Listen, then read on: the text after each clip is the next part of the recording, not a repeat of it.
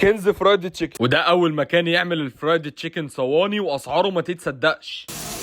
ده اجمد محل فرايد تشيكن محلي، ومش هقول بديل كنتاكي عشان ده المفروض يبقى اساسي، والاسعار عنده بتبدا من 55 جنيه. انا مش عارف ايه الجمدان ده. ونبدا بالعروض على طول. وانت متخيل ان 55 جنيه هيجيبوا لك الجمال ده؟ ساندوتش برجر تشيكن مع كول سلو وبطاطس ب 55 جنيه بس. طعمه حلو، بس زود 20 جنيه وبدله بستريبس هيبقى احلى. بعد كده السنجل بوكس وما ادراك السنجل بوكس ده ب 75 جنيه، وبيبقى عباره عن قطعتين فراخ وكول سلو وبطاطس وعيش، وحجم القطعتين كويس جدا، والكول سلو عندهم مزيكا واحلى من بتاع كنتاكي كمان. نجرب بقى الحاجه الاساسيه اللي احنا جايين عشانها، ونفتح بقى الفراخ كده. وبجد هم اساتذه فرايد تشيكن قوي، متخصصين فيها جدا يعني. جربت الدبوس برضه عشان اتاكد من نظافه الفراخ وهل في زفاره ولا لا. زي ما انت شايف كده الفراخ نضيفه مستويه تمام، مفيش اي زفاره، كله تمام. وعملت الساندوتش المحبب لقلوبنا كلنا، اللي هو بنفتح فيه العيش اللي جاي مع الوجبه، نحط فيه الفراخ ونحط فيه البطاطس ونحط فيه الكولسلو ودوس يا اخي. ايقونه عندنا كلنا يا جماعه، لازم يبقى جامد.